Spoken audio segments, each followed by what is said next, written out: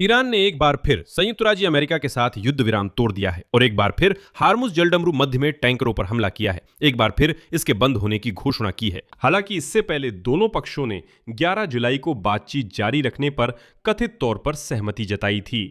अब Donald Trump बिना बातचीत के ईरान को मामला खत्म करने यानी युद्ध फिर शुरू करने की धमकी दे रहे हैं। ट्रंप और नेतन्याहू अपने संबंध सुधारने की कोशिश कर रहे हैं। बीते दिन उन्होंने एक और फोन पर बातचीत की जिसमें नेतन्याहू ने अचानक डोनाल्ड ट्रंप से अनुरोध किया कि वे नेटो शिखर सम्मेलन के दौरान तुर्की के राष्ट्रपति रजब तैयब एर्दोआन को काबू में करें, जो आज अंकारा में शुरू हुआ है। इसी बीच सीरिया की राजधानी दमिश्क में उस होटल के पास जोरदार धमाके हुए जहां फ्रांस के राष्ट्रपति इमैनुअल मैक्रों ठहरे हुए थे, जो पहली बार सीरिया के राष्ट्रपति अशर से मिलने वहां आए थे। अब सीरिया को लेबनान में हिजबुल्लाह मुद्दा सुलझाने की जिम्मेदारी दी गई है, क्योंकि ट्रंप ईरान समझौते के तहत इजराइल को अपने सैनिक पड़ोसी देश से हटाने हैं। लेकिन यह साफ है कि सीरिया तुर्की की मंजूरी के बिना कुछ भी नहीं करेगा, क्योंकि एक देश का दूसरे पर संरक्षकत्व है और ये स्पष्ट है कि एर्दोगान ने अशार आंदोलन को सत्ता में आने में मदद की थी। कुल मिलाकर जैसा कि आप समझते हैं, ये सारी कहानियां आपस में जुड़ी हुई हैं और हम मिलकर न सिर्फ इन पर चर्चा करेंगे बल्कि इस पूरे मध्य पूर्वी घटनाक्रम की गुत्थी सुलझाने की कोशिश भी करेंगे। मेरा नाम अलेक्सेई पेची है। आइए इस विषय पर चर्चा करें। शुरू करने से पहले चैनल सब्सक्राइब करें, बेल आइकन दबाएं, लाइक करें और नीचे टिप्पणी करें।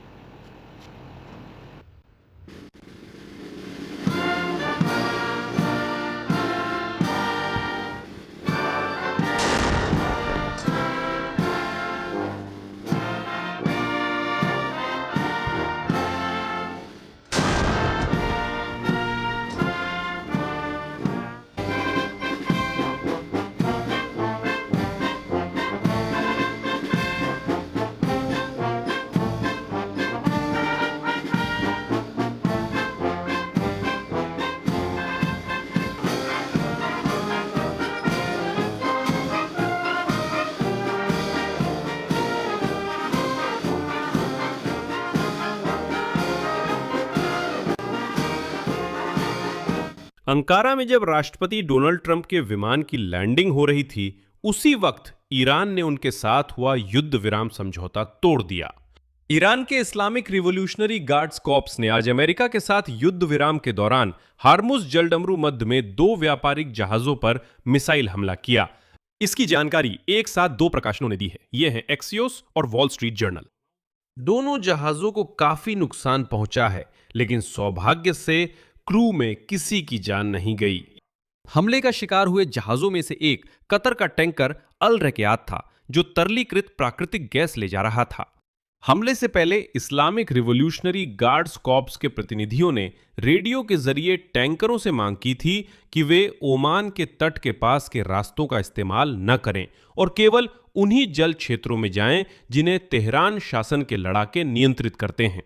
हालांकि मैं याद दिला दूं कि ट्रंप के साथ हुई डील के तहत ईरान ने पूरे जलडमरू मध्य में जहाजों की स्वतंत्र आवाजाही का वादा किया था। इसके अलावा ब्रिटिश समुद्री सुरक्षा एजेंसी ने बताया कि मंगलवार सुबह ओमान के तट के पास एक टैंकर में आग लग गई, जिसे किसी अज्ञात पक्ष ने गोली मारी थी। घटना ने अमेरिका और ईरान के बीच युद्ध विराम के मेमोरेंडम को खतरे में डाल दिया है, जिसके तहत तेहरान ने हार्मुज जलडमरू मध्य में जहाजों पर हमले पूरी तरह से बंद करने पर भी सहमति जताई थी। लेकिन जैसा कि हम देख रहे हैं, यह बिंदु बिल्कुल भी काम नहीं कर रहा है। यह समझौता दोनों ने 18 जून को साइन किया था। यह समझौता 2 महीने के लिए युद्ध विराम का प्रावधान करता है और साथ ही युद्ध को पूरी तरह से समाप्त करने के लिए एक व्यापक समझौते पर बातचीत का रास्ता भी खोलता है। इस दौरान दोनों पक्ष युद्ध विराम में भी हमले कर चुके हैं। अमेरिका ने 27 से 28 जून को ईरान में ठिकानों पर हमला किया था। अमेरिकी सेना की केंद्रीय कमान ने इसे हार्मुज जलडमरू मध्य में वाणिज्यिक जहाजों के खिलाफ ईरान की आक्रामकता के जवाब में की गई कार्रवाई बताया। लेकिन यह भी ज्ञात है कि ईरानियों ने बहरीन और कुवैत में अमेरिकी सैन्य ठिकानों पर हमला किया। फिर दोनों पक्षों ने जलडमरू मध्य में नौवहन न रोकने पर सहमति दी और अमेरिकियों ने नाकाबंदी हटा ली। लेकिन जैसा कि आप देख सकते हैं, यह सब ज्यादा देर तक नहीं चलता। जैसे ही जहाजों ने समुद्री मार्ग का अधिक सक्रिय रूप से उपयोग करना शुरू किया, नई हमले हुए। उम्मीद थी कि समझौता हो गया है और हरमुज जलडमरू मध्य अब खुल गया है और उसका स्वतंत्र रूप से इस्तेमाल किया जा सकता है, लेकिन ऐसा नहीं हुआ।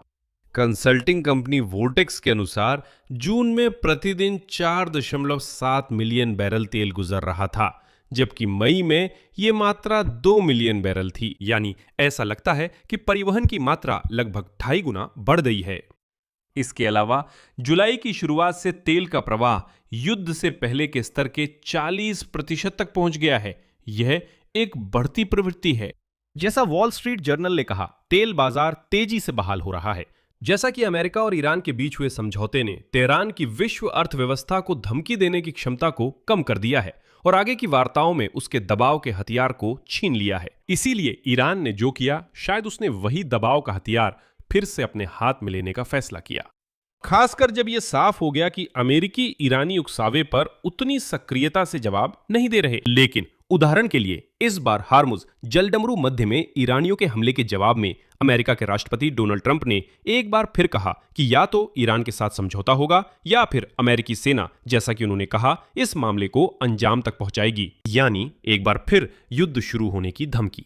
व्हाइट हाउस का मानना है कि तेहरान जिद दिखा रहा है, खासकर मारे गए आयतुल्ला अली खमेनेई के अंतिम संस्कार के बाद।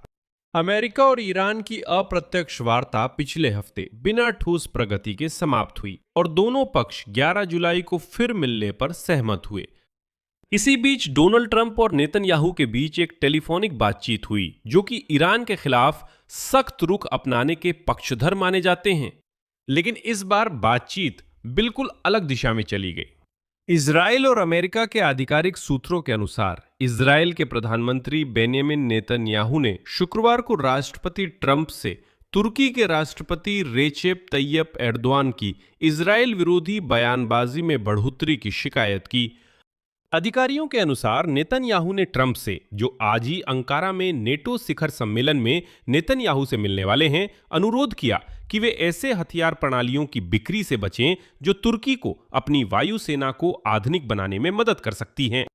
इजराइल और तुर्की के बीच तनाव पिछले 2 वर्षों में गाजा पट्टी में युद्ध और अब ईरान में युद्ध की पृष्ठभूमि में तेजी से बढ़ गया है।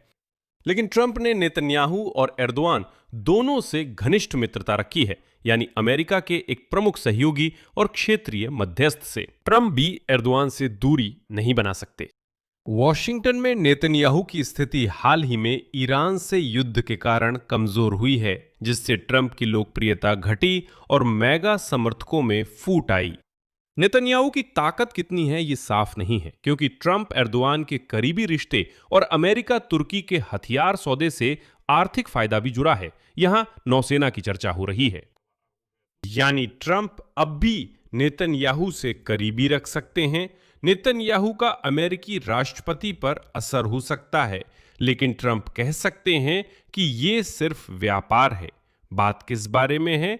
ये पहले से ही पता है कि ट्रंप और एर्दोआन की बैठक के एजेंडे में तुर्की के लड़ाकू विमानों के लिए नए इंजन की $700 मिलियन की डील शामिल है। साथ ही वापसी की संभावना भी है।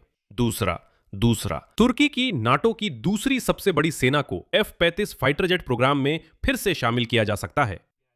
मैं याद दिला दूं कि तुर्की को 2019 में F-35 प्रोग्राम से बाहर कर दिया गया था, जब उसने रूसी S-400 एयर डिफेंस सिस्टम खरीदा था, जिसे अमेरिकी अधिकारियों के मुताबिक एडवांस्ड F-35 फाइटर जेट की सुरक्षा के लिए खतरा माना गया था। कुछ ऐसा ही था। रूसी वायु रक्षा प्रणाली है और आसमान में अमेरिकी फाइटर जेट है, यानी ये आपस में मेल नहीं खाते और ये तो बहुत ही खतरनाक स्थिति है। और बस अमेरिका के उपराष्ट्रपति JD वेंस ने पिछले हफ्ते कहा था कि पेंटागन ये जांच कर रहा है कि अमेरिका तुर्की को F-35 फाइटर जेट कैसे बेच सकता है, जबकि तुर्की के पास रूसी मिसाइल डिफेंस सिस्टम है। अब JD वेंस के बयान को ध्यान से सुनिए। कुछ खास बातें हैं जिन्हें हमें पक्का करना है कि वे सच में हुई हैं, ताकि JD वेंस, कानून के अनुसार राष्ट्रपति हमसे ये करने के लिए कहेंगे।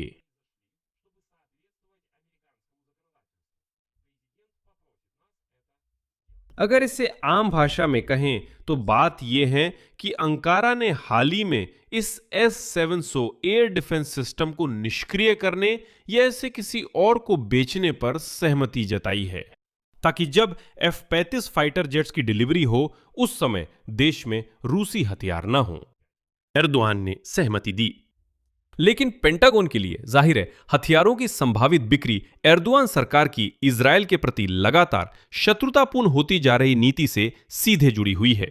पिछले हफ्ते एर्दोआन ने सियोनिज्म को उद्धरण के अनुसार नरसंहार की विचारधारा बताया और यह भी कहा कि यह खुद तुर्की के अस्तित्व के लिए खतरा है। यानी वो कह रहे हैं कि सियोनिज्म पहले से ही तुर्की के लिए खतरा बन चुका है। साथ ही तुर्की के विदेश मंत्री हाकान फिदान ने स्थिति और गंभीर कर दी। उन्होंने इजरायली सरकार को उद्धरण के अनुसार एक ऐसा बोझ बताया जिसे मानवता अब और नहीं उठा सकती और पूरी दुनिया के लिए समस्या बताया। साथ ही इजरायल के खिलाफ अंतर्राष्ट्रीय प्रतिबंध लगाने की भी मांग की। और ट्रंप और नेतन्याहू की बातचीत के बाद एक अमेरिकी अधिकारी ने यह बयान दिया, उद्धरण, नेतन्याहू ने ट्रंप से एर्दोआन की शिकायत की और संकेत दिया कि वे चाहते हैं अमेरिकी राष्ट्रपति तुर्की के नेता को काबू करे। नेतन्याहू ने अनुरोध किया, राष्ट्रपति ने सुना, इसलिए राष्ट्रपति ने एर्दोआन को ऐसा संदेश भेजा हो सकता है, अरे क्या आप स्थिति को थोड़ा शांत कर सकते हैं? लेकिन जो है वही है। संभावना है कि वे अपनी बयानबाजी नरम कर सकते हैं, लेकिन व्यापार तो व्यापार है और F-35 की बिक्री जारी रहेगी। पहले ही सोमवार को नेतन्याहू ने सार्वजनिक रूप से बयान दिया, उद्धरण है, एर्दोआन के शासन के लिए जो मुस्लिम ब्रदरहुड एक कट्टरपंथी आंदोलन से संक्रमित है।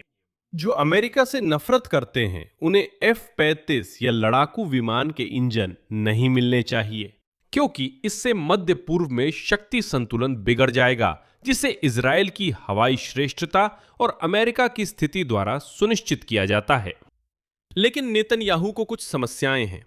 कई अमेरिकी अधिकारी, जिनमें जेडी वेंस भी शामिल हैं, ने नेतन्याहू पर ईरान के साथ युद्ध को लेकर बहुत अधिक आशावादी अनुमान लगाने का आरोप लगाया है। कहा जाता है कि नेतन्याहू ने ट्रंप को धोखा दिया, ट्रंप फंस गए और उन्हें लगा कि 2-3 हफ्तों में ईरान हार जाएगा और सब ठीक हो जाएगा। कहा जाता है कि यह सब नेतन्याहू ने उनके कान में डाला, लेकिन यह सच नहीं हुआ और अब उम्मीद की जा रही है कि इस महीने के अंत में इजरायल के प्रधानमंत्री व्हाइट हाउस का दौरा करेंगे। अल्लाहु अकबर, दानिश खजूरो, अल्लाहु अकबर।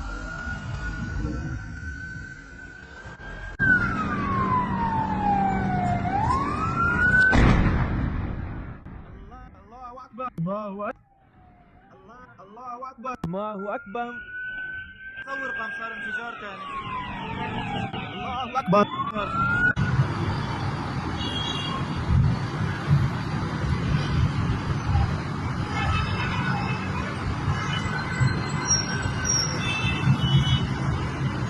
सीरिया की राजधानी दमिश्क में एक होटल के पास कई धमाके हुए, जहां फ्रांस के राष्ट्रपति इमैनुअल मैक्रों आधिकारिक दौरे पर ठहरे हुए थे। सीरियाई मीडिया ने तुरंत कहा कि ये फ्रांसीसी राष्ट्रपति पर हत्या की कोशिश हो सकती है। सुरक्षा सेवा के सूत्रों के अनुसार धमाके स्थानीय समय अनुसार आधी रात से ठीक पहले हुए। इसके बाद सुरक्षा बलों ने तुरंत सड़कों को बंद कर दिया और सुरक्षा उपायों को कड़ा कर दिया। चश्मदीदों का कहना है कि उन्होंने कई धमाकों की आवाज सुनी, जिसके बाद घटनास्थल के ऊपर धुआं उठता देखा गया। प्रारंभिक जानकारी के अनुसार फ्रांसीसी नेता के निवास स्थान के बिल्कुल पास कई विस्फोटक उपकरण फटे, जिन्हें संभवतः एक कार में लगाया गया था। बाद में फ्रांस के राष्ट्रपति प्रशासन ने एलिसी पैलेस में बताया कि खुद इमैनुअल मैक्रों ने धमाकों की आवाज तक नहीं सुनी, क्योंकि घटना के समय वे होटल में नहीं थे बल्कि एक निर्धारित बैठक के लिए जा रहे थे, सीरियाई नेता अहमद अश-शराय के साथ। इमैनुअल मैक्रों आधिकारिक दौरे पर दमिश्क पहुंचे हैं, जहां वे सीरिया के राष्ट्रपति अहमद अश-अशारा से मिलेंगे। बैठक के दौरान दोनों पक्ष सुरक्षा के मुद्दों, टोटल एनर्जीज कंपनी के निवेश के सवाल और साथ ही सीरियाई सांस्कृतिक कलाकृतियों की वापसी पर चर्चा कर रहे हैं। मैं याद दिला दूं, यूरोपीय आयोग की अध्यक्ष उर्सुला फॉन डेर लायन और यूक्रेन के राष्ट्रपति व्लादिमीर जेलेंस्की भी सीरियाई राजधानी जा चुके हैं। लेकिन संयुक्त राज्य अमेरिका और यूरोप के लिए इस समय सीरिया से जुड़ा एक और भी अधिक जरूरी सवाल है।